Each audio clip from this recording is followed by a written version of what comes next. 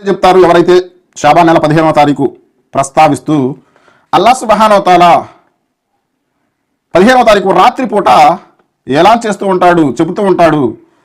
ఈరోజు నేను అందరినీ క్షమిస్తాను ఎవరైతే నన్ను క్షమాభిక్ష అడుగుతారో, నేను రిజ్క్ ఉపాధిని ప్రసాదిస్తాను ఎవరైతే నన్ను ఉపాధి కోసం అడుగుతారో, వారిని మన్నిస్తాను ఎవరైతే మన్నింపు కోసం అడుగుతారో అని చెప్పి. కాబట్టి అందుకే మేము ఆ రాత్రి జాగారం చేస్తున్నాము అని.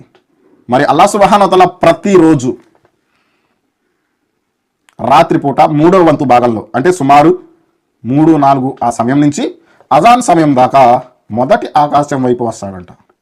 అప్పుడు అల్లాహ్ సుబ్హానహు వ తఆలా ఎలా చేస్తున్నాడు, ఎవరైనా ఉన్నారా నన్ను క్షమాభిక్ష కోసం అడిగేవారు, నేను అతనిని క్షమిస్తాను.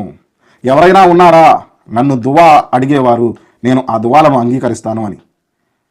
మరి ఎవరైనా చెప్పుకుంటున్నారా ఈ విషయాన్ని? ప్రత్యేకంగా ఆ రోజుకే కేటాయించుకున్నారు.